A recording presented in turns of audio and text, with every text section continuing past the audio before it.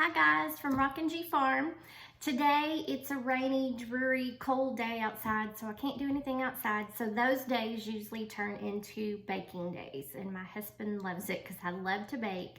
And I was gonna make some banana bread. Banana bread's been something that I've made my entire life. So we'll get started on that.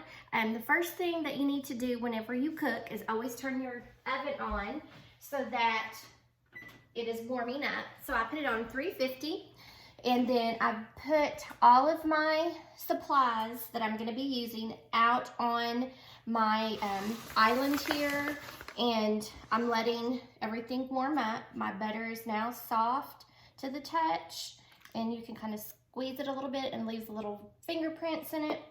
And I've let my eggs, I keep my eggs, they're fresh from our garden, or from our chickens, and I leave them out on our countertops until I use them, and then I just wash them off. So they're clean and ready to use. And so they're already room temperature. Everything needs to be room temperature, because you have to remember when you're baking, it is a chemical reaction. And if you have a lot of different temperatures in your ingredients, sometimes it doesn't make your product very good. So we'll go ahead and get started. What we're gonna do, I have, and you can use any banana bread recipe that you want. Sometimes I use one in my cookbook. Sometimes use one that I've used for years that I have written down, but I got bananas on sale, 39 cents a pound, and it had a recipe on here.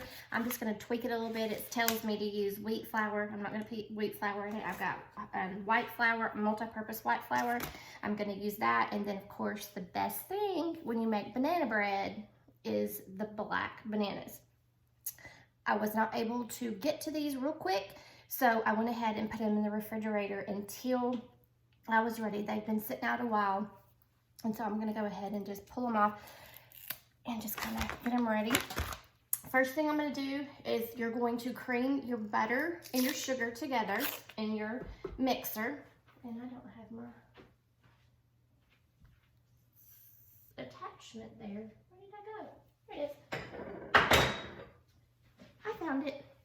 So this little thing is something I love. I love cooking, but I love cooking and baking so much more now that I've got my KitchenAid mixer. My husband bought this for me after I had surgery one time, just as a kind of I love you, get well quick little gift, and this has been a lifesaver. So it's going to be 4 teaspoons or tablespoons of butter. And then you're going to cream your butter and your sugar, which is 3/4 cups of sugar, and I've already poured it out. And as you know, they don't match. How many times do I have to buy measuring cups? I buy measuring cups like all the time, and then I end up with one of one color and one of another color, and I have another color in there too. Where do the measuring cups go, guys? I have no clue. It's kind of like socks in the dryer. They just go away. So anyway, we're gonna put our sugar in. And this is gonna be a little loud. We're just gonna mix that up until it kind of gets fluffy together. We're gonna pop that up and let that get fluffy. Okay, we've got the butter and the sugar creamed together. Let me show you what that looks like. Now, this incorporated really well and made it kind of fluffy looking.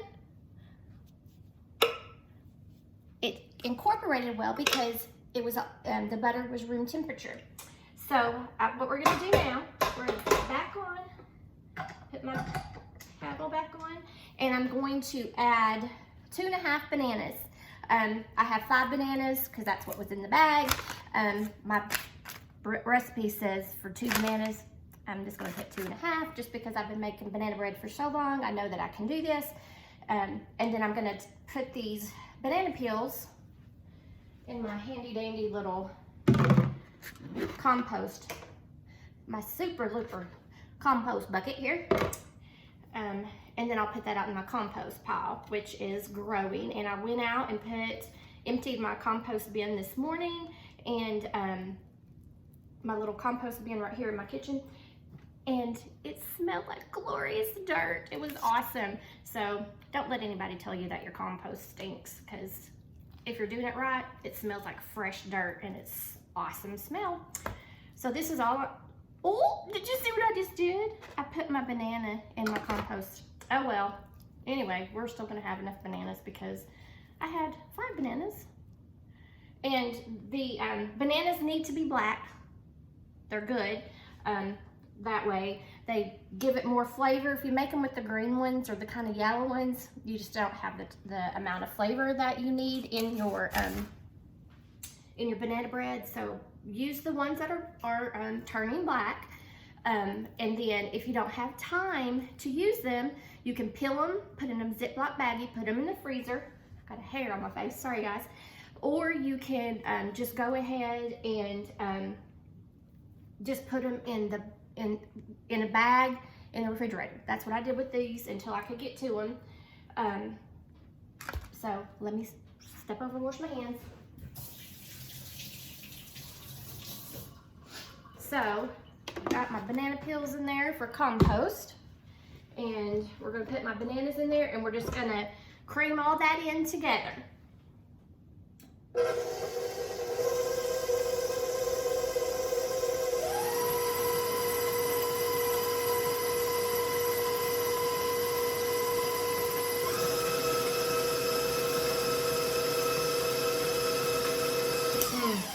Smells perfect. Smells like bananas in here like crazy. Okay, the next thing we're gonna do, we're gonna put 2 eggs in.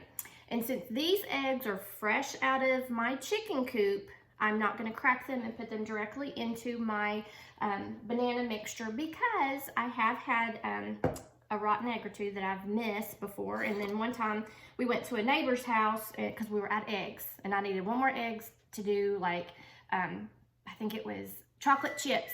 Well, he gave me egg, I cracked it into my bowl, and it was green. I was like, oh, because he had chickens too, and evidently that was one that had been left out a little bit long.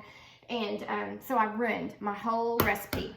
So always, whenever you have farm fresh eggs, or I sometimes I even do it with the store eggs, because you never know, I crack them into another little smaller bin, cup, anything, to make sure that there's no, that I didn't miss it, and it's a green one, it's a half baby, it's got blood in it or whatever. So there's one, and then you just put that in there. Eggshell's gonna go in the handy dandy compost bin. Egg number 2. And we got the chickens for these eggs back in February.